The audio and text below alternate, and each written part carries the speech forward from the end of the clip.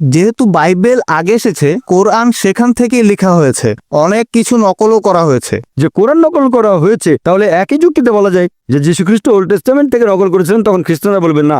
আমরা বিশ্বাস করি যে আসমানি কিতাবগুলোর মূল কথা সবসময় একই ছিল, তার মানে হচ্ছে তৌহিদ, এক আল্লাহতে বিশ্বাস করা। আসলে মূল কথাটা একই, কিন্তু ভেবে দেখেন বাইবেলের মধ্যে প্রায় কয়েকশো বৈজ্ঞানিক ভুল আছে। আপনি যদি বলেন বাইবেল থেকে নকল করা হয়েছে, আর অনেকেই বলে নওজুবিল্লাহ যে নবী মোহাম্মদ সাল্লাল্লাহু কথাগুলো বাইবেল থেকে নকল করেছেন, তার মানে নবী মোহাম্মদ সাল্লাল্লাহু আলাইহি সাল্লাম বাইবেলের যে কথাগুলো বৈজ্ঞানিক ভুল সেগুলো নেননি, তাহলে তো তিনি বড় বিজ্ঞানী। বাইবেল বলছে জেনেসিস অধ্যায় 1 অনুচ্ছেদ 16 থেকে 19 চাঁদের আলো তার নিজস্ব আলো, আর কোরআন বলছে সূরা ফুরকান অধ্যায় 25 আয়াত নম্বর 61 চাঁদের আলো হচ্ছে প্রতিফলিত আলো। তাহলে নবী মোহাম্মদ সাল্লাল্লাহু আলাইহি সাল্লাম তিনি বাইবেল থেকে নিয়ে সেটা শুধরে দিয়েছেন, আর বললেন না এটা নিজস্ব আলো না প্রতিফলিত আলো। এটা সম্ভব না।